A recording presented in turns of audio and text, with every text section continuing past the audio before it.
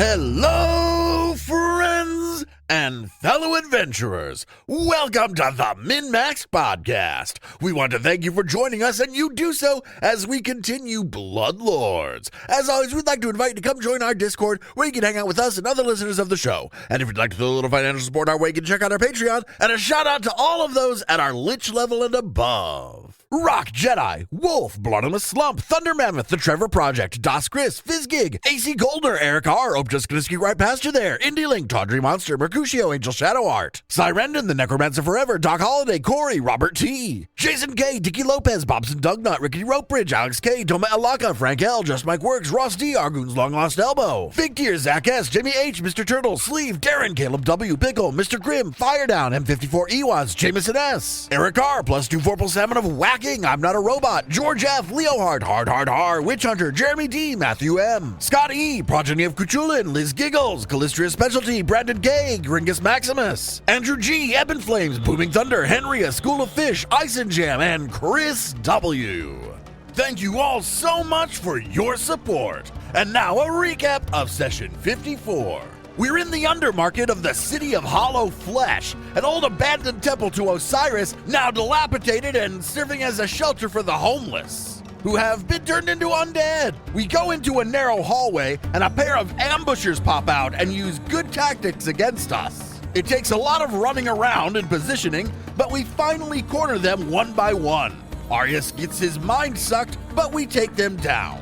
Turns out the creatures down here were something called Vitalarana vampires, and it seems Iron Tavia is very likely one of those, but a very powerful one. We explore the rest of the tunnels down here and eventually make our way back to the surface. We've learned that Iron Tavia continued on to the Field of Maidens, which sounds like it'll be our next stop. But first, we've met back up with Seldeg, informed him of what we've discovered, and show him the corpse of one of the Vitalarana vampires. With his horse carrying the dead Vitalarana on its back, Seldeg walking beside it, you head over to where you really first entered the Hollow Flesh Market, where you first interacted with Tholga. Tholga was the very first merchant you talked to. As she arrives, Seldeg. Yes, Tholga. Have any daggers on you? Of course not. Of course not. How silly would I be? Yes. Well, it seems that we've solved the problem with forgetfulness within the village. Take a look. and he pulls the head of the Vitalarana out, kind of faces it toward her, and she goes, Ah, yes. I see, that makes much more sense now. Well, you can thank the sinners for the work. I smirk at how much he hates saying it. Both in-game and in real life. And in real life. That is both Seldeg and Tyler. I absolutely smirked when he said it so reluctantly. That's you then, yes? Yes, hello. We're the sinners. Nice to meet you, darling. We've met before, I guess. Of course. How theatrical. I'm not sure if I'm really a sinner, but... Well, it depends on the definition. Pulling on the wizard thread. They haven't invited me.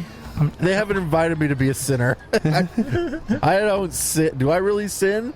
Am I really a sinner? How does this work? Yeah, am I sinning in the eyes of my god? It's a theater. Do I have to audition? And apparently Audition is just showing up, demanding to be seen, and hanging out in a basement until you get home. This is very good news. Very good news. We must celebrate. Argathoa demands it. I enjoy celebration. Yes, a feast. And she throws her hands up and then looks over at the stalls. We have a solution to the problem. And she gestures to you all. The sinners have found a Vitalarana. the merchants, you can see it kind of going down the line, stall to stall, as, some of these merchants are explaining to each other what that means and how that's, how this is a resolution. And it does not take very long before the calls for a feast are roused in the market. Seldig kind of pinches his nose and looks down. Your reputation precedes you. For having parties or what? Just you, period. So after Saldeg walks away, Cher will look at her and go, "But seriously, any cold iron weapons?" I know a guy, but I can't carry them. I'll point you in this direction.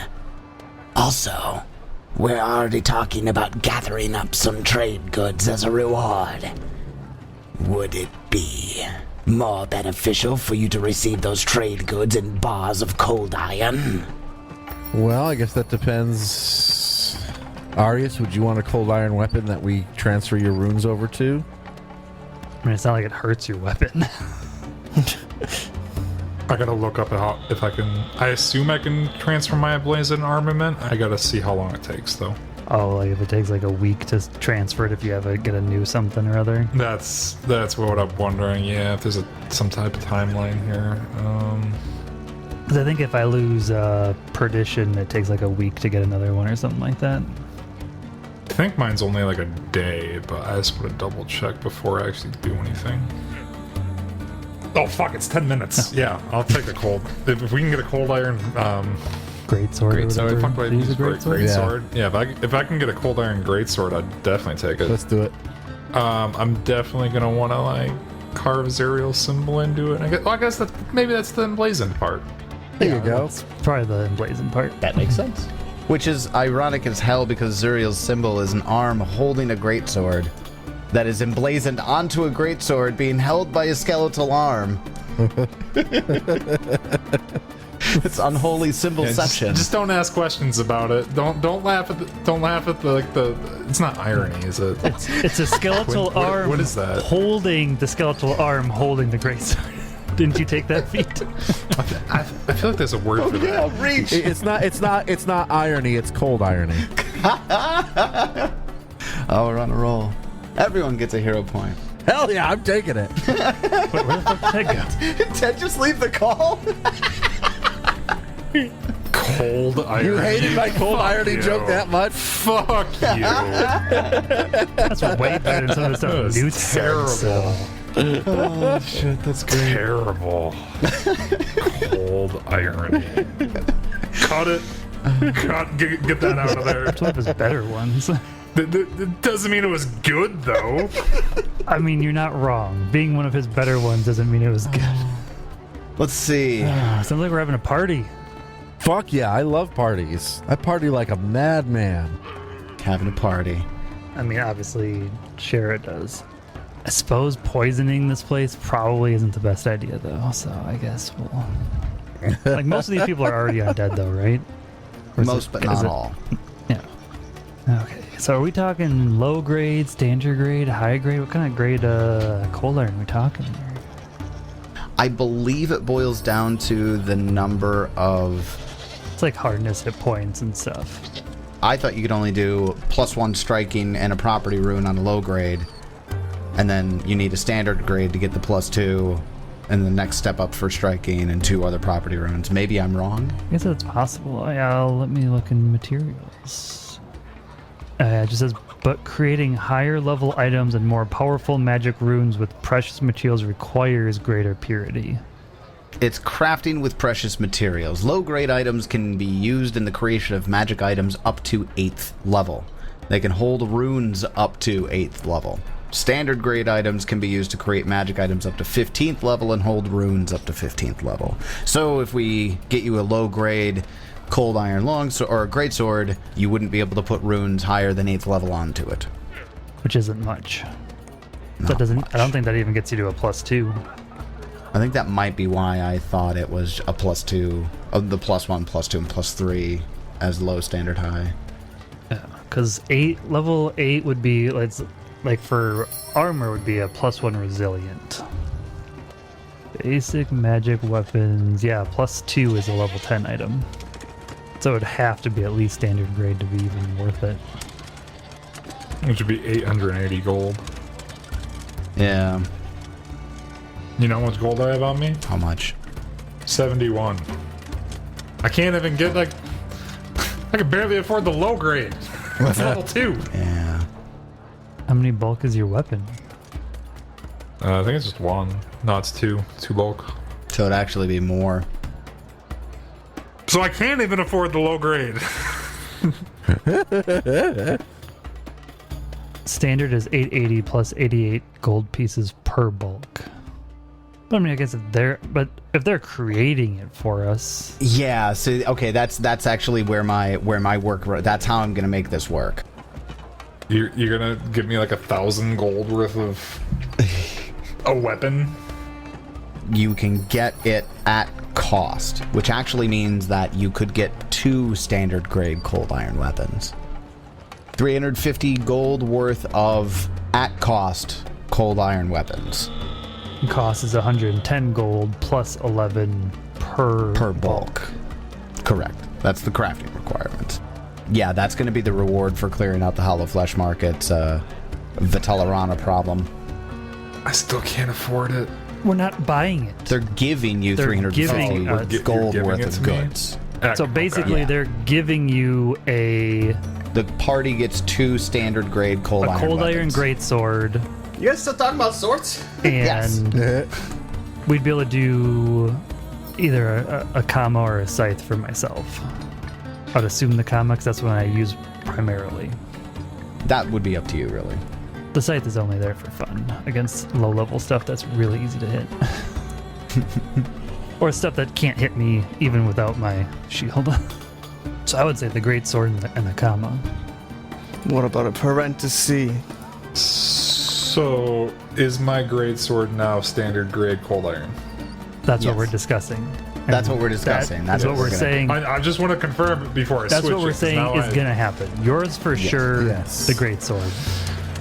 I have a +1 striking ghost touch cold iron greatsword. Yes, there's 6 words in my fucking sword. I love that. You could say standard grade cold iron greatsword. Oh god, I And could. then I can put it on my Kama. On your comma as well. Yeah. What is the game value this at now? Probably Does it give me a fuck value? ton. Oh god, yeah, mine goes from 100 gold to 1,068 gold for my weapon. So it added 968 gold of value. Yeah, it went from 175 to 1,200 and some change. So that just increased its value by over 1,000, like 1,050, 1,060. Damn. Thanks, Tyler. Yeah, you're welcome. I mean, thanks, campaign. No, that was me. Don't give the campaign that credit, because I was about to give you 350 gold Who worth wrote of this like. book? I should message them and thank them. I was about to give you 350 gold worth of like salt and rice and shit. No, this works. I like it. It's more thematic Yeah, it works out. and more helpful. Like, this is them actually showing some appreciation versus just like, hey, Yeah. here's some shit. Well, Here's some so shit. just to double check, so this means I can continue to add runes to this weapon up until 10th level runes? 15th. Is that my understanding? Yeah, the standard 15? is 15. Standard is 15. Low grade is you can get up to 8th. Where were the rules for that? I couldn't find those rules. It's actually under crafting with precious materials. Gotcha. Okay. Oh fuck! Is there going to be a cost for me to transfer the runes? Yeah. What is it? 10% of? It's 10% of the value of the runes to I was to say I'm fairly certain it's 10% of the value of the runes, which I could probably swing that. That's probably not that bad. All I have is a +1 strike. Well, you said it was worth 170. I mean, that's basically 17 gold. Mine was 100, so it would be 10. 10. So you need to put up 27 gold for the rune transfer then? I can help out if necessary. Gold piece. Oh, I've got lots of gold pieces. Yeah, I can pay for mine up front. Yeah, I can pay for mine too. I don't know that I've ever actually had a special material weapon in as my primary weapon. I know Peach Pie did, but other than that, I don't know that we've ever had real like primary weapon special abilities. It took a fucking long time for Peach Pie to get the adamantine. Yeah, it was Yeah. like, what, 17th, 18th level? Yeah, we were pretty high Super high level. level. Deep in Book 6. I think it was the last chapter of Book 6. But I mean, adamantine's also super powerful. It is. It Hell is yeah. very useful to have. Well, anyway. Okay, so party. We Let's hand wave that, or party. do we need to, like, is there stuff we need to role play? Not necessarily. Seldeg's going to be a little grumpy about it. Now that you know where you need to go, he really just wants to fucking Just get wants to go. going. So Seldeg's going to be doing the pose from his art, which is him with his arms crossed, tapping his greaves on the stone of the market. Just like tapping his feet, waiting for you. I try to get him to loosen up through the night. Oh, just join in, Seldeg. You know, we can't ride till morning anyways. We could have gotten a few hours in if we had just gone. No, your rules are ride at morning, so... Fucking got him. Then I will secure lodgings. I'll return to tell you where to stumble into when you decide. Yeah, Shara plans on passing out on at a table somewhere. Yeah. Same. I'm certain. Market residents happily give you one of the nicest accommodations in the markets for the evening. It's actually a room that's built into the arm of the statue. Sick. Party all night. Oh, that's right. This place Hell is like built in the essentially The the ruins of a corpse of a statue. statue that never got finished. Yes, Yeah. yes, and so it's like supposed to be a god that's lounging. But here's the thing, it was supposed to be Osiris, which is the god of life, but they built it with the skeleton first and we're going to finish around it. They got up through the skeleton and Geb was like, nah, get the fuck out of here. This looks good as is. I like it. Done. Love it. Very cool city.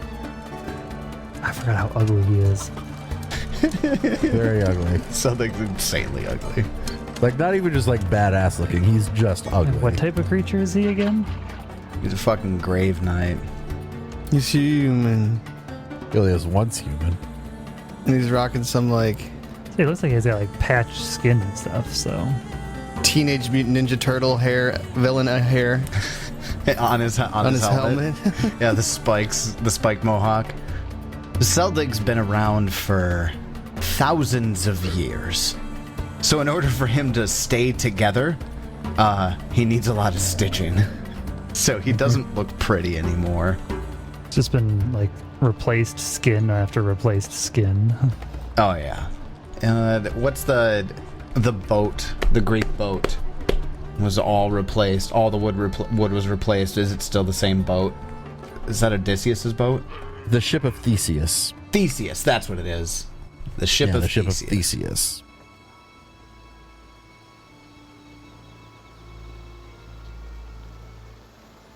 So, party goes off. Cut to black.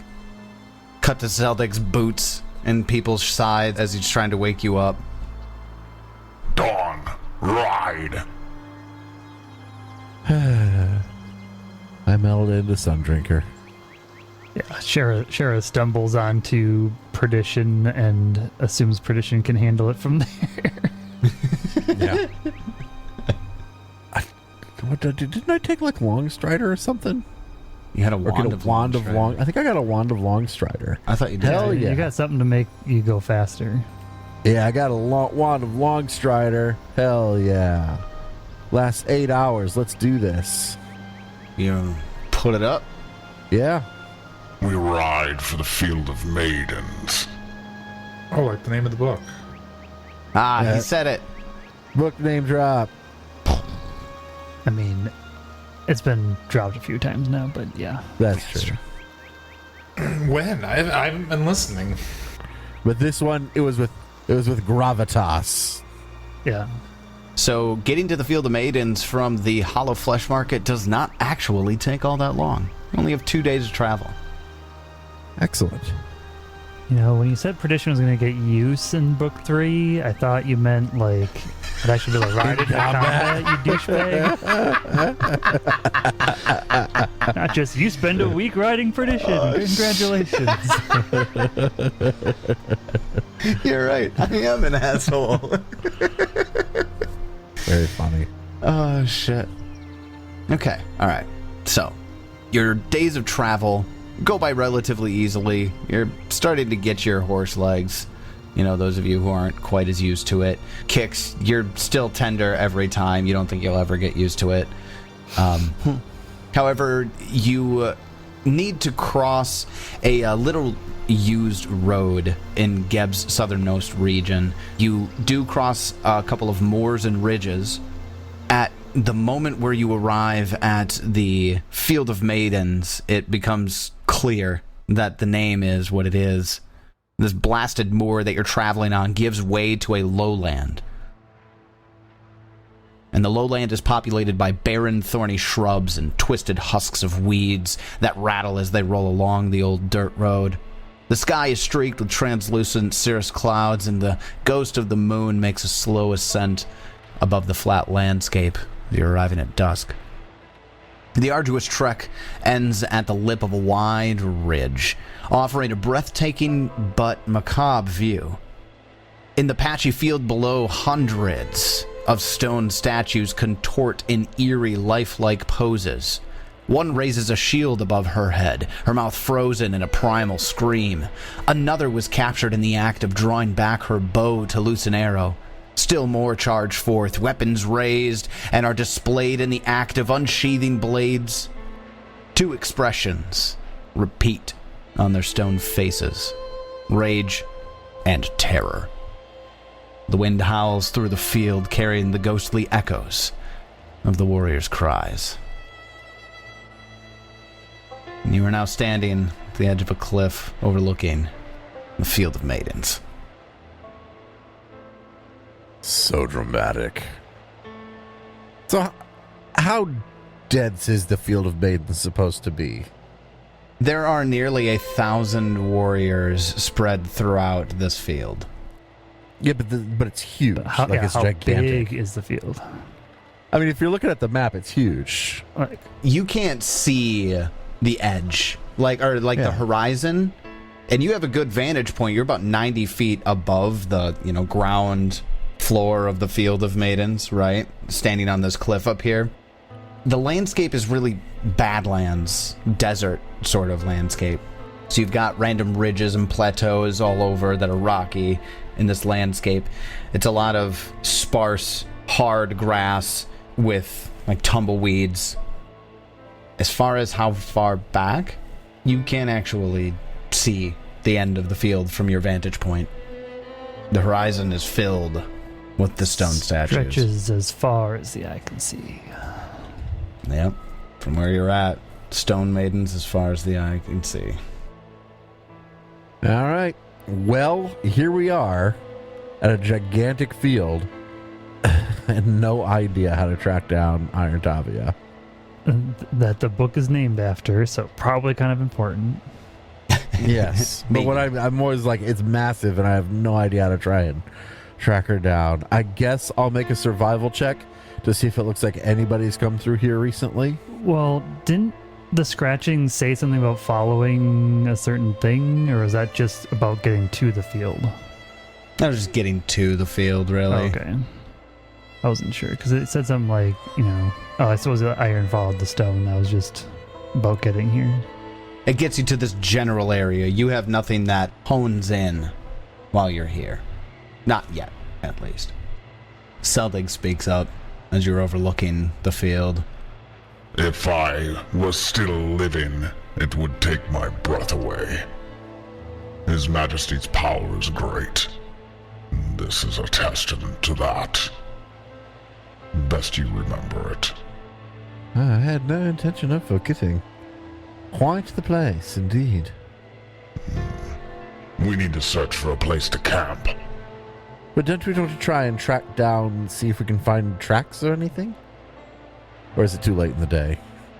In these blasted lands, We're better off finding a place to stage camp that best suits our needs before we work. Okay, how do we do that then? You need like a check, or does he do Yeah, you that? want a check? Do you do that? He could, but he wants to see what you think. Give a shit. Sure, I'll make a survival check. Why don't you, see what you think about determining the best location? Yeah, if it's a survival check, go for it. Sundrinker gets a 29. Sundrinker sees that there are, from your current vantage point, 3 what look to be the best places to set up camp. The first one would be below the ridge. It's a sheltered campsite. You'd have to check it out to see if it's more viable, but that's a good starting place.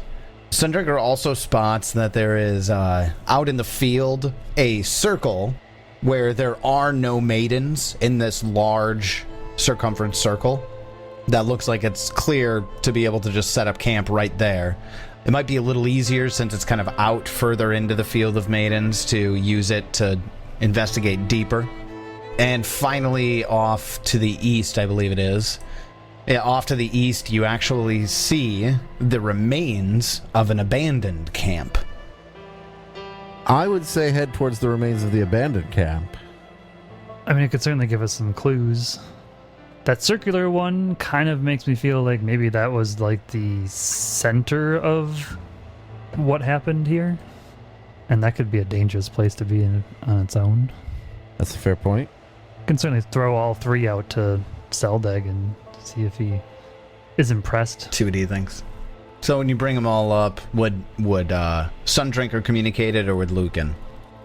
Well, Lucan's in Sundrinker, so it'd be It's the same thing. Lucan, but through Sundrinker's voice. I kind of forgot about that. Well, we arrived here at dusk, though. You said it. So when you'd be able to come out, wouldn't you? You could come out now, yeah. Oh, okay. Well, then it would certainly be Lucan who relays it. Yeah, I point out those 3 places: the ridge, the existing camp off to the left, and then the circle, which looks like the center. Depending on how quickly these clues come to us, we may want to assume for camp for several weeks. The potential is there. Well, then I'd say under the ridge is probably the best one. Let's check each one out and see if there's anything up close that would be an advantage or a disadvantage. That one's pretty easy. You'll travel to each of them. Give me a survival check. First one, both Lucan and Sundrinker give it a shot because I'm cheating. I get a 30. So This is the one under the ridge. below the ridge. Yep. So the one below the ridge, as you're checking out the camp, it is very sheltered, right? It's a nice flat spot. Sundrinker can see that there is this faint smoke that's rising way to the west. A faint smoke rising way to the west. Mm-hmm. But otherwise, the site itself seems very sound. Like along this ridge, or? So this spot right here, I mean, you can see where my ping is. That's where the trail leading to the ridge is. That's the overlook. And the trail of smoke is coming from somewhere over in this direction, off to the west. Now, just to give you some distance idea, from the top of this map to the bottom of this map is about 25 miles. Okay.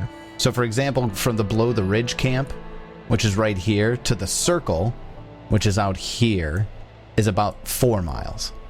The abandoned camp is way off to the east. Well, that's forever away. Over here, yeah, it's quite a bit further away. And that's about 13 miles away from the ridge camp. I say we just stay at the ridge for tonight then. Below the ridge? Yeah, let's just stay below the ridge tonight, and we can decide what we want to go check out tomorrow. Or maybe go check it out tonight, because I'm a vampire. But I thought we wanted to travel at night. Yeah, fuck it.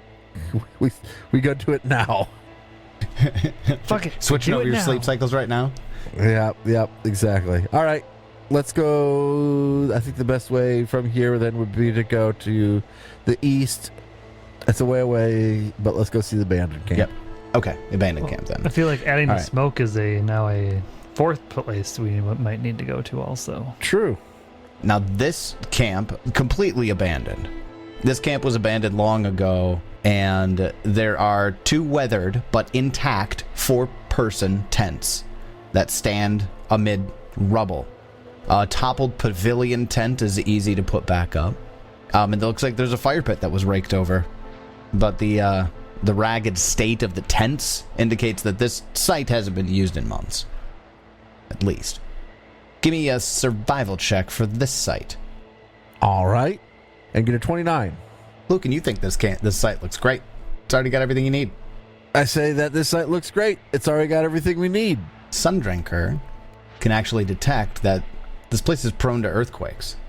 Sundrinker lets me know this place is prone to earthquakes, and I change my mind. This place is prone to earthquakes. Probably shouldn't stay here. Each day there's a 15% chance that a tremor knocks over tents and wrecks the campsites. All right. Back and to the circle. Back to the circle. This one will take you about halfway through the night. Seldeg, as you're traveling, you note, looks slightly uncomfortable. Good. I like making Seldeg uncomfortable. It's been a long time since I've ridden my horse. Dead of night. Oh, is the big bad undead powerful man scared of the dark? Don't worry, darling. I'm not afraid of anything. Oh, sure you're not. I just can't see shit. Oh, well, why didn't you fucking say so? And I cast Dark Vision on him from my staff. Fine. Fucking idiot. You finally make your way to the circle. It lasts 24 hours. God damn it. What a moron. Is this the whole reason we haven't been traveling at night? Because No, Seldeg doesn't have dark vision? I could have been casting dark vision on him this whole time. No, And traveling at fucking night? It's not it. God. That's just what he Damn it. That's just what he said. That's just what he's saying to try and make it seem like he's not a scaredy little Called an boy. excuse. That's an excuse what he is right there. Okay, you get to the circle. The central part here of the field, it's a semicircular clearing that is actually created by shady groups removing and transporting statues away. You can tell that pretty easily when you get here. There are several places where that looks like there were feet that have been dug into the stone, or that there was stone rising around it over the hundreds of years. And this has just been used as a place to load up statues in the past. So it wasn't an epicenter, it was just a place. Correct. This one, I'll take a survival check and an occultism check. I got the survival. Somebody else handles that occult. Dude, I'd love to. Occult me up. I can do neither. Gotta nail that one. 31. I'll try my best. Sundricker and Lucan both are like, this is one of the most sound sites because of its central location will make exploring a lot easier. The proximity of the Stone Sisters here actually make it a little bit easier for cover. Kix, what'd you get? 35. Kix, something feels wrong as you were traveling among the Stone Sisters. You don't know if these things are just going to suddenly come to life or not. You absolutely get the feeling that they're just going to, one of them's going to turn its stony head and look at you and, swing its sword at you or something like that. But it's a feeling right now, but you feel this occult energy emanating in the whole field as you've entered it. Traveling, it's kind of bugged you a little bit this whole time, but there's something even baked into the stones of this place. There's occult energy that just suffuses it. I do not like this. Literally, when we came in here, I didn't say it, but I was thinking in my head, finally, some fucking statues don't have to worry about attacking me. They've been frozen for thousands of years by some of the most powerful magic in Galarian. Nope! Yeah, it could be like a haunt or something. So, where do we set up camp? That sounds like the ridge is the one with the least, The least downsides. negatives. Yeah. So below the ridge? The ridge, then. Yeah, back to the ridge. How far does it seem like it would take us to get to that The smoke. the smoke? Because I want that smoke. It looks like it's about 10 miles off.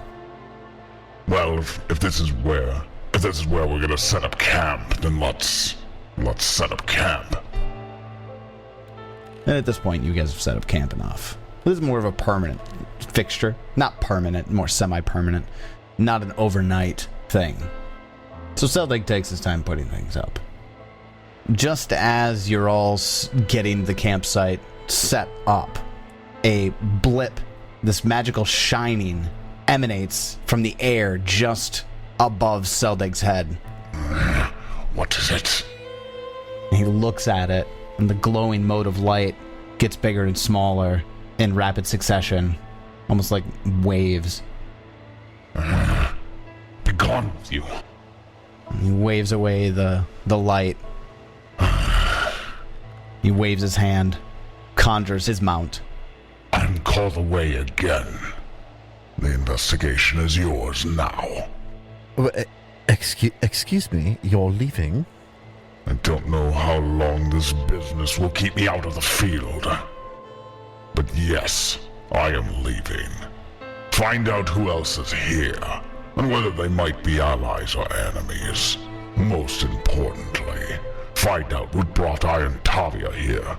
I expect a full report when we rendezvous. And when might that be?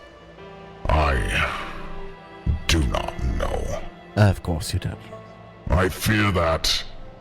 Never mind. I won't infect you with my suspicions. Remain cautious and think before you act.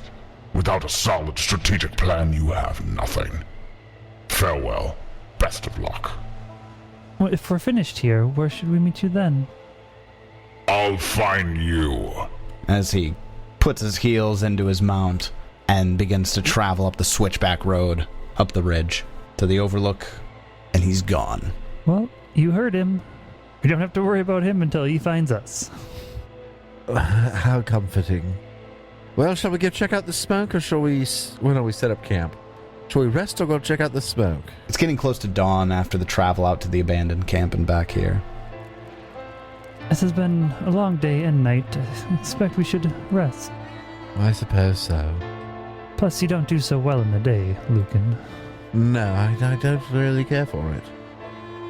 As you're setting up the camp, a thing's gonna happen. Whoa. Quick question. Am I still stupefied? Yes. Wait, What? seriously? Yeah. Yep. How? Is this supposed to go to... 3 days later, Arius is still stupefied. But why? I mean, I probably would have looked into that if I realized that, but that's fine. He's just dumb. He's just a dumb guy now. Kix didn't think anything of it. Arius has to say something about it. But we didn't know until now. You didn't ask until now. That's not how it works. Got him! We kind of Like you, Spencer. Let's team up more often. fast forwarded through days though. It's true. We did. I feel like after day one, I would have been like, okay, so why am I still stupefied? No, you're too stupid to realize you're stupid. I'm not that stupid. I'm not that stupid. Would it help if I told you that knowing what it was doesn't reduce the stupefied condition? I mean, I at least would have looked. I still would like to know what We'll find out after this fight. know about it though. Like, I assume that Lucan doesn't have the feats for the medicine that get rid of that kind of stuff. I'm a cleric. I'm sure I could fucking swap out a spell to remove it. If you have a spell that removes the stupefied condition, yeah, it would remove it. The reason it's still there is that because the Vitalarana has literally pulled the memories from your mind that included a bunch of random knowledge. That's the reason for this. The stupefied condition goes down by 1 each week. What? Yeah, I would have just swapped to restoration and cast restoration on myself. Does that do it? Reduce a condition. Reduce the value of a target's clumsy, enfeebled, or stupefied condition by 2. There you go. Like, I would have done that the second day. And you would have the spell slot back. Yeah. I was just waiting for you to ask again. I just kind of assumed it was gone after the first day, so I was just like, I was just giving you like Nope, like that's warning. fair, I'm dude. about to remove this, Tyler. Like, I assume it's gone. No, it's not. Okay. Yeah, I would have removed that like day 2 or 3. Yeah, yeah. Just like swap to restoration. That shit's gone. Wait, restoration doesn't have the positive trait, does it? Oh, That's an important thing to know. No, it's healing necromancy. Oh, fine then. I just want to make sure there's not a check or anything. It doesn't appear that way. I mean, it just flat out says... No, I mean... I have to pick one of the 3 options it gives me because it's an or, but... No, there's no check in it. Yeah, there's just straight up, you reduce the condition by this value.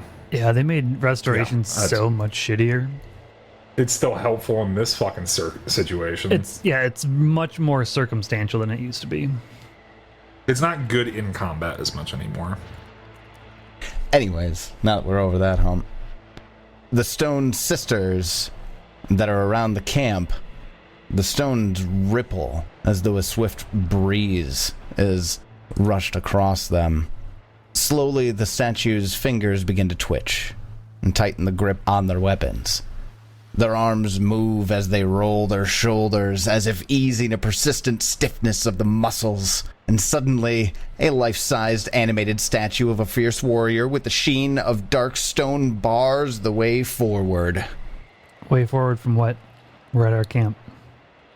I don't have an answer for that. Roll for initiative. Every time I do that, it's low. Oh, God. Hell yeah. Just fucking... 2 three-way We ties. suck. We suck. A lot of 15s and a lot of 20s. Yeah, good thing they suck more. Yeah. Oh, I don't have Pilgrim's token on this character. How very annoying. So we got everybody on the field. 4 of the Stone Sisters are rippling to life. And at the top of round 1, Shara, astride Perdition, you start us off. We are going to start with the normal Dread Martial stance attempt. See if we can fail this 5 times again. So that'd be a 29. 29 is a success. Okay, so that gives me Dread Martial aura. Not a critical, so that's not a difference. Yeah, I don't really want to get too far from the group, but... The Stone Sisters, the 4, are about 30 feet away from the party each. Okay, so I haven't done mounted combat in a while. I use 1 action to give Perdition 2 actions. Right? That's why that works, David? Yep. Yes, correct. So Perdition has 2 actions. First action will be to activate their skeletal support benefit, which is until the start of the next turn. If you are riding your skeletal mount and move at least 10 feet, which I will, I'll move 35. Before you attack, any creature damaged by the attack is frightened, which I guess doesn't probably make a difference.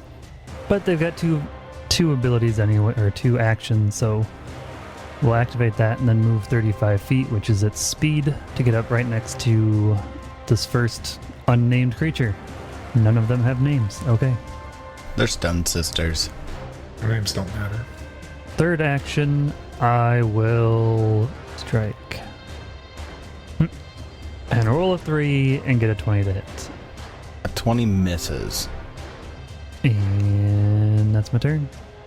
Takes us to not the Stone Sister that Shara and Perdition just charged, but one far down to the east. And they use their first actions to stride toward really the first resistance they run into, which is Sundrinker. I'll take an attack of opportunity on it as it comes towards me. Getting through that new large reach. Yeah, let's see absolutely. Technically, I haven't gone yet, so... Oh, that's true. So maybe I don't. Then with its third action, it will strike with its stone scimitar. 23 to hit. That will miss. Oh, that's its turn. Taking us to Lucan and Sundrinker. It's your turn. Excellent. We tied. Do you want to go first or should I? Oh, do you have an opinion?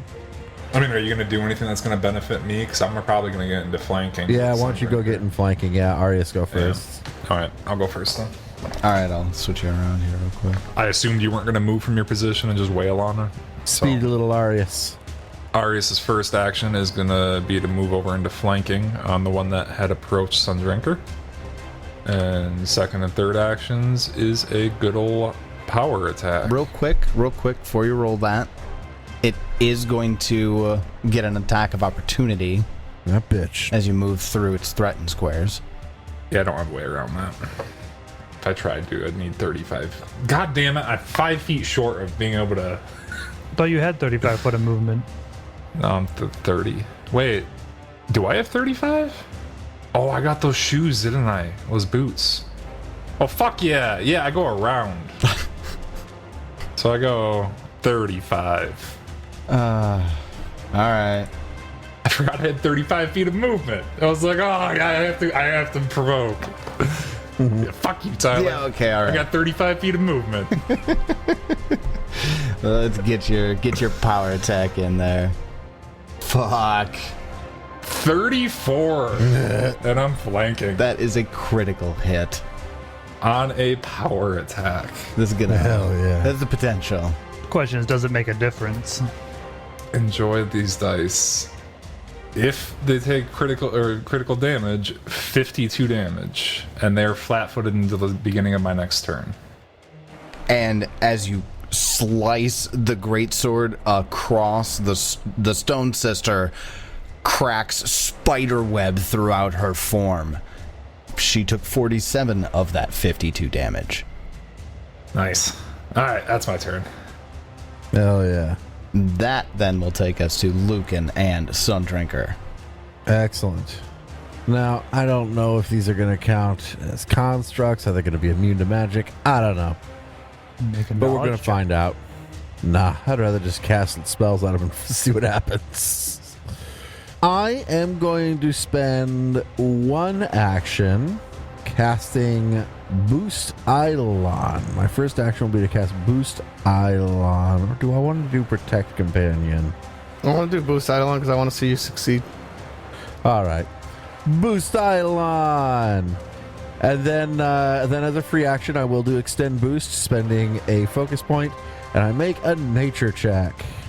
Does a 25 beat level DC? A 25? Can't remember if It it's does, 24 by or one. 26 right now. It must be It's 24. Nice. So Sundrinker has Boost Eidolon for a while.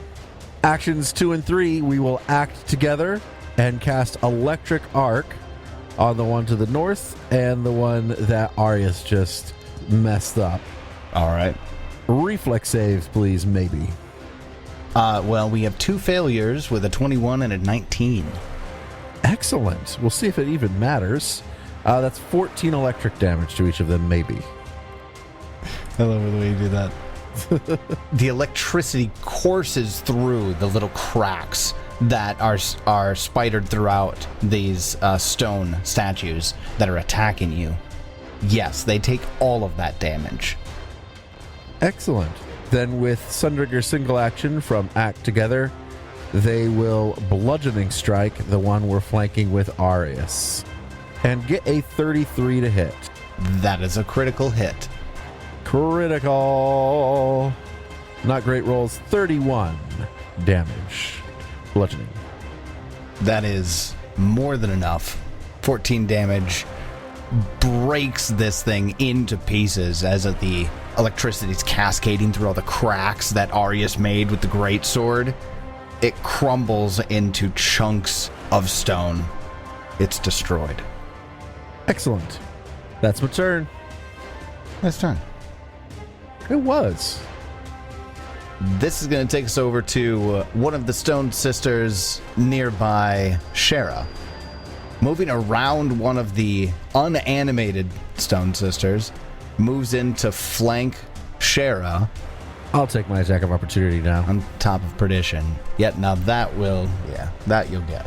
With my 15-foot standard reach. And we'll do bludgeoning with extend boost still on. Get a 24 to hit. That hits. We'll deal 20. It takes 15 of that 20. All right. Then for the Stone Sisters' second action, they will make a strike with the scimitar. Share it as a 33 hit. Yes. All right, and you'll take 16 points of slashing damage. I will use my reaction to reduce some of that. So, Selfish Shield, 2 plus half my level. What level are we now? 8, so that's 6. So, I take 7 because I also have slashing resistance 3 You do. All right. Nice. from my armor. As you deflect some of it, the tip of the scimitar catches a spot in between your armor and slices into you. I need you to give me a fortitude save. Using one of my hero points, because I still can't roll fortitude saves. I rolled a 4. And then I rolled a 3. No, I can't roll a fucking fortitude save to save my goddamn life. I've got a plus 15. Shara, My poor friend. your skin begins to harden and flake. Their cockatrices killed him. You now have the Curse of Stone. No. You are now clumsy 2, but you also get a +1 status bonus to your AC. Okay. Because of your hardened skin. So I guess I get a net -1 AC? Or no. Clumsy doesn't reduce my AC. It might if you're dex-based. I am definitely not. Oh, okay. I guess I have 1 more AC. Good job, guys. And then we'll use its second action, or its final action to strike again. This time with a fist. 21 to hit. No. No. That then takes us over to the Stone Sister that Perdition and Shara charged. It now has flanking with the one that just went. They use their first action to target Shara and strike. 23 to hit? Nope. Nope. Okay. For its second action, it's going to try to shove you off of Perdition. It's going to make an athletics check. Yeah, I'm not sure how that works. I don't either, but let's just see if it matters. Nah, didn't matter. Roll the net 1. It's critical failure for a shove. Fall on your ass for most of them. That's what my assumption is here. Lose your balance, fall, and land prone. Yep, so Nice. fails to shove Shara off of Perdition, falls on her ass. Then for their third action, stands up. Good. That's great. Kicks. It's your turn. I attacked the scary horse token. No. Don't attack that one. Let's see what we got. So they're made of stone, huh? And they ain't got brains. We don't know that because so far they have not been acting like constructs. Well, then I will use my free knowledge check. What kind of knowledge check do I need? This one would actually be religion, For stone? apparently. This game's dumb. I don't care anymore. I'm gonna throw a big rock at one. Wait, isn't the check free, or is that only if it's occultism? I need to be a master in it. And I'm only mastering occultism at the moment. Got it. But otherwise, anything I'm mastering gives it to me. Huzzah! I strike it with a rock from telekinetic projectile. And I get a... Did you guys see that? I saw that. I get an 18. To get robbed. Yeah, dude. 18 is a miss. You've got 2 hero points. I'll save it for my amps. I will simply cast guidance on my tree, friend. I appreciate it. Well, that's all I got. Then after kicks, takes us down to our last Stone Sister in the initiative here, bottom of round 1. It uses its first action to run up on Arius. Strike. 26 to hit. You. Then you'll take 15 points of slashing damage. And Okay. I'm not sure how Curse of Stone interacts with a skeleton, but let's make you make a fortitude save. I mean, bones can still be turned into stone. Made Petrified. Petrified. That's true. Turn to stone. 28. 28 is a success. So you're good. For a third action, it punches you. Misses with a 22. I thought that was going to be a 19 for a second. Thank God. So that takes us to the top of round 2. Shara. It's your turn. We'll start by raising that shield. Step 2, we will attack the same one we attacked last time. Hope it goes maybe at least a little bit better. 28 to hit. 28 hits.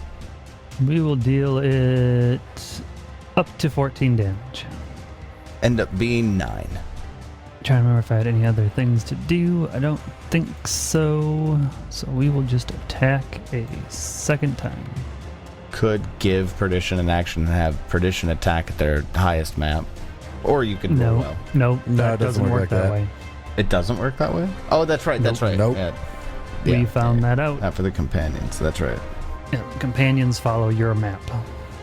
But I get a 30 to hit with my second attack. Which hits? We will deal 19 damage. -5. Much better rolls. And that's my turn. Then that takes us to Arius. It's your turn. I start stabbing. Stab. Stab. We've seen these guys don't have the highest AC. Do I want to try and do 3 attacks, or do I want to do a power attack and then lowest map? Start making movements for a flank. You should delay. I will delay, according to my friend. Lucan tells me to hold up a second. I do. 6 seconds. 1 second? I don't know how that works. Simultaneous 6 seconds just to hold up. I don't know. Paizo never thought that one out. I don't know. All this is happening in 6 seconds, but I'm delaying, but It's happening in the same not 6 actually seconds. waiting because I still get my full 6 seconds. Milliseconds, man. Milliseconds. Yeah. All right, Lucan. See what you got. Sundrinker moves to the east, and I suppose I will incur attacks of opportunity from them if they have them. From But both I'm of setting them? up flanking for multiple different characters. Wait, no, Sharo's there. No, I want to be here. So I'd only incur it from the one to the north. Yeah, 33. 33 does hit. Then let's see if we get ourselves a stoned Sundrinker. Give me a fortitude save. Did a bush get stoned? Let's find out. Probably not with a 31. That's critical success. You're good. Excellent. So that was action 1. Action 2 and 3. Lucan targets 2 of these fellas, ladies, I should say, and Electric Arc. 2 reflex saves. Electric arc. Looks like we got a 26 and a 20. So a success and a failure. The success will take 7. The failure will take 15. No reductions on that. Straight damage. Then, with Sundrinker's single action, they will attack the one to the north. Bludgeoning. Not that it seems to matter. Not really. Oh, almost another crit. 27 to hit. 27 is a hit. That will deal 22 damage-ish. Is Sundrinker in my aura? I don't... Yeah, I mean, according to the thing, he's in my aura, so it'd be a +2. Oh, yes. Sorry, 24 damage. My bad. Oh, nice. All right, we'll add 2 in. And that is my turn. I guess I'll take my turn. Then Arius. It's your turn. Back to the same plan of stabbing. But now you're getting flanking. It's a good plan. Why would he get... I would provoke. Why would he get... Oh, he would have to... Yeah. I would have to take 2 actions to get into flanking without provoking. I suppose that's true. Well, you'd provoke no matter what. Well, yeah, I guess Step you'd have away. to step twice. Unless I just Yeah. have to step and then move. So is that +2 to attack worth it? Yeah. Fair. No, I mean their ACs aren't that great. Their ACs aren't that great. I'm Yeah, just gonna that's start attacking. Actually, I remember you attempted to intimidate them to begin. Did it work, or were they immune? I don't remember. Didn't you try a war cry or something? I don't think anybody tried. I forgot about Oh, about my battle cry. I didn't. There's a Dread Marshal stance right at the top. Battle cry. Yeah. I assumed you attempted that. My bad. I forgot about it. I guess I'll attempt an intimidating glare and just see if it even works. Sure. All right. Yeah. So that should technically get a +1 because of intimidating prowess. Okay. So 34. 34 against Will DC is a critical success. Nice. Just a frightened hold 2. Unless you have Hold terrified up. retreat. I have terrified retreat. When I critically succeeded a demoralize action, if the target's level is lower than mine, the target is fleeing for 1 round. What level are you? 8. We're level 8. It is, in fact, a lower level than you. That creature will now be fleeing for its next round. 1 round. 1 round. Amazing. 1 round of fleeing, yes. Now, my second and third actions... Oh, it's also frightened too. My second and third actions, I power attack. Who needs flanking? Yeah. Still got 2, right? I don't know. Everybody has 2 hero points for those who haven't used it yet. It's 10-20. You just use it. You got 10. Fine. Yeah, that seems about right. It still hits though. Wait, what? Yeah. Hits because of Frightened Frightened 2. I went from a 3 to a 5 and I hit with the 5? I'll take it. It's a power attack. That's a bunch of dice still. I'll take that roll. That's not bad. 31 damage. All right. Solid round. Yeah, okay. that was pretty good. Okay. All right. Then after Arius, that takes us over to the Stone Sister that is now being flanked by Shara and Sundrinker with their movement into the field here. They are going to turn and approach the threat and slash at Sundrinker with their scimitar. 35 to hit. Yeah, that hits. Not quite a crit, though. That's not a crit? Nope. 26 AC. By 1. Nice. Then take 18 points of slashing damage and give me a fortitude save. All right. 30. Is a success. You're good. Then they punch you. Like how I'm standing here and she's like, this person over here is not a threat. And apparently get a natural 20. All right. Uppercut to Sundrinker. Nice. Ow. 37 points of damage. Another fortitude save. Well, that hurt. Ooh, definitely. Wait, that's a success? I rolled a 5. A 22 is a success. All right. Okay. Oh, your con is +4. Okay, I was like, how on earth are you so much 2 higher than me? But your con is +4 and mine's only +2.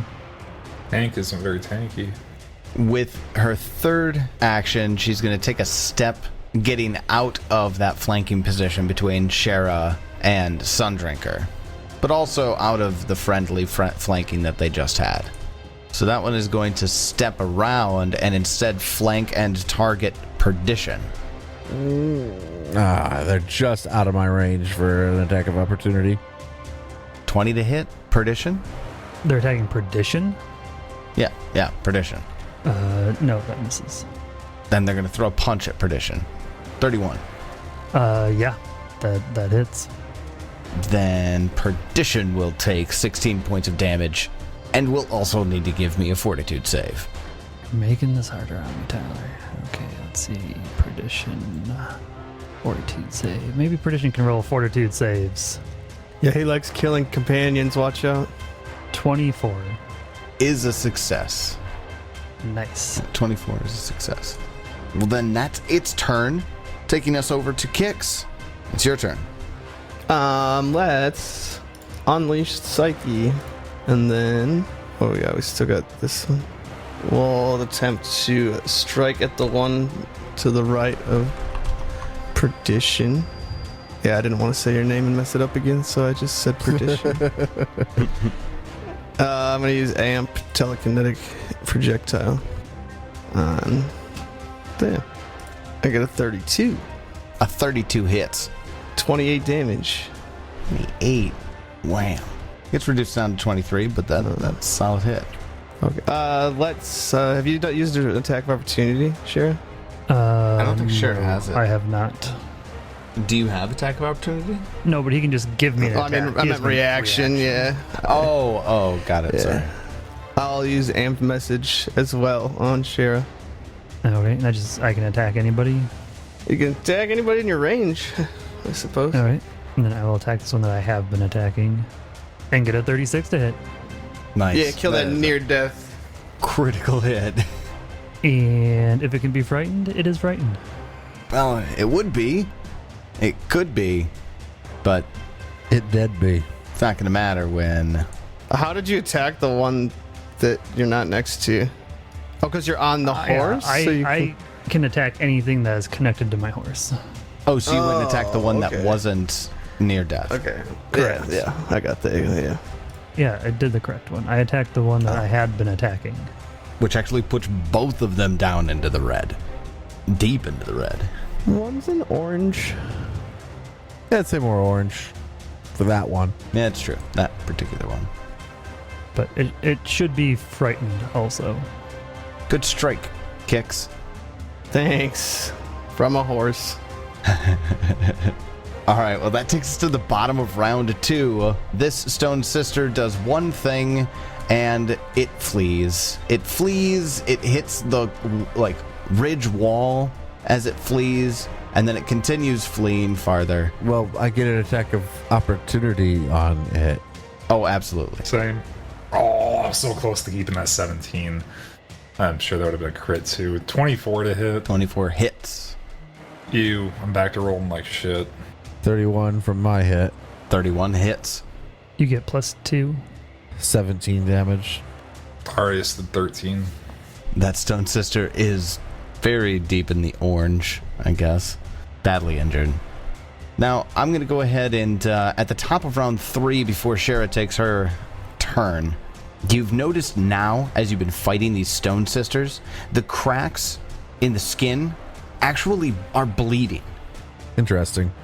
Shara, top of round 3, it's your turn. Did you say these were a religion check to figure out what they are? Correct. Okay, we'll give a religion check a try. I'm not sure how much additional information you would be able to get that you haven't trial and errored at here, top of round 3. I just want to know more about him, realistically. That's fair. Yeah, 24. 24, because of the information that you have now, is going to be enough. The Stone Sisters are, well, we kind of talked about it a little bit. We're all frozen into stone, or turned into stone by a massive spell that Geb cast. There absolutely are stories that exist where people tell of Stone Sisters coming to life when their uncle went to go pillage a statue to go sell in the black market in Taldor or something like that. Okay. Anything I can learn about the fact, why they're bleeding and stuff? Is it just because they were alive and they were, not completely turned to stone or something? Or? So that is one of its passives, and if you want to get that piece of information, I can give it to you. Sure. But you get 2 pieces of info. It's resistances and stuff, so let's start with that, just because I'm interested. Stone Sister is made of bizarre stone that never stops bleeding from numerous cracks along her skin. She reacts to certain spells in unique ways. Spells that alter earth, such as shape stone, deal either an additional points of damage or heal it as decided by the caster. If the spell is specifically harmful or beneficial to earth and stone, the GM might decide it can only harm the Stone Sister or only heal her. Also, stone to flesh does not revert a Stone Sister to flesh and blood, but instead weakens her. She loses her resistance to physical damage for 1 minute, and if she's reduced to 0 hit points during this time, she's permanently destroyed and can't reform. Oh, so they can reform. And that's important because destroyed sisters, until Geb's curse is broken, any Stone Sister who's destroyed gradually reforms in her original shape. A Stone Sister who's reduced to 0 hit points will reform after 24 hours, and one reduced to rubble or dust might take a year or more to reform. That's very interesting. So we need to thoroughly destroy these things in order to keep them from coming back at us every night. Not that other ones can't come at us each night. There are even on the field right now. Yeah, on the field right now, the 4 are the only ones attacking, but there are dozens of them on the map. And then, how do I get rid of this curse of stone? The curse of stone. I'll give you information about that then. The clumsy condition can be temporarily removed for 24 hours by casting stone to flesh on the cursed creature, but can't be removed or reduced by any other means short of removing the curse. Okay, so we need to remove curse. Yeah, during this time, where if you're relieving the clumsy for 24 hours, you don't get the status bonus to AC. You either remove curse or stone to flesh. And even stone to flesh only sort of works. Or I just stay clumsy 1 and get a +1 to my AC. It's clumsy 2, but yes, you're right. Oh, clumsy 2. That is also an option. What does clumsy even do again? It's dexterity-based checks, which I'm sure it doesn't give a shit about. That is very much correct. Oh, it's including AC, though. But I have no dexterity bonus to AC. Oh. I am a plate heavy armor user with 0 AC bonus. And none of your, effects or status bonuses, are they? No. I can't remove curse on 9th level anyway, so Literally you just decide by leave the it. time I hit 9th level. Yeah. You could legitimately leave it. I think Ray's shield is like a circumstance bonus. That sounds right. Yeah, circumstance bonus to AC. Is there a next level to this curse that he could get even more AC? Nah, man. I'm pretty sure this the is, crit, this is it. crit failure is probably you just turned to stone or some shit like that. What's your AC if you turn to stone? Could we just bring her along like a mannequin? Just place her out there? Curse of Stone cannot turn the victims into stone. So if you had critically failed, it would be the exact same thing, except for you would be clumsy 3 instead of clumsy 2. That's it. Oh. Okay. I am going to attack this one that looks even weaker than the other one. So not the one that I had been attacking. See if we can finish that one off with my third action. About a nat 20. Yeah, that'll do it. Oh, not very good damage though, 25. It doesn't really matter at all. They had 3 hit points. And you cut them down. Yeah, that's what you get for attacking Sun Drinker, little bitch. Ha! And that's my turn. All right, then that takes us over to Lucan. Actions 1 and 2. We're gonna do my Ray of Frost. See if we can hit that one running away. That's an act together. Get a 25. 25 hits. Gonna deal 12 frosty damage. It takes all 12 of that damage. Still standing. Dang. You do have to remember, at least for now, it was only running away because of Arius, not because it was trying to escape us. So it might just That's come true. back. Might. And then with Sundrinker's single action from Act Together, we'll attack this one to the Shara's west. I believe that's within 15 feet, right? And if it's not, I use my one action ability to extend my range to 20 feet.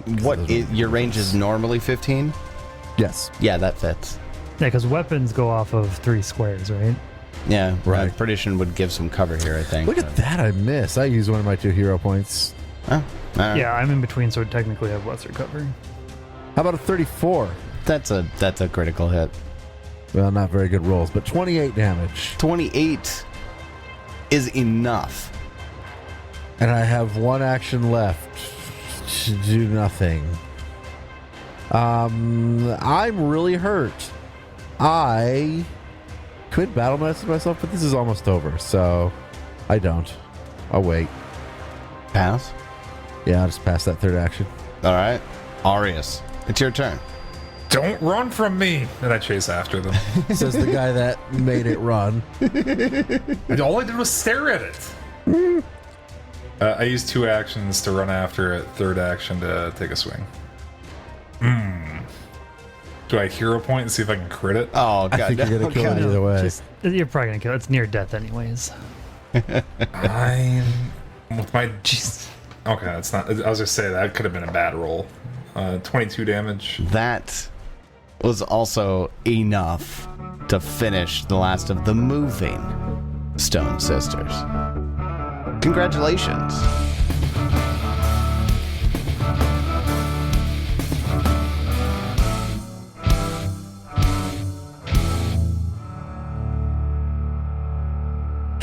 Sister Stone, Sister Swole, Sister. Hey, Sister Stone, Sister Prone, Sister. Sweet Marmalade. Well, the tabletop RPG rule that you must fight all statues remains constant. 4 down and only, I guess, tens of thousands to go? How will we ever find what we're looking for in this vast emptiness? Find out next time as we continue Bloodlords. And until then, may you have many great adventures of your own. It's your turn.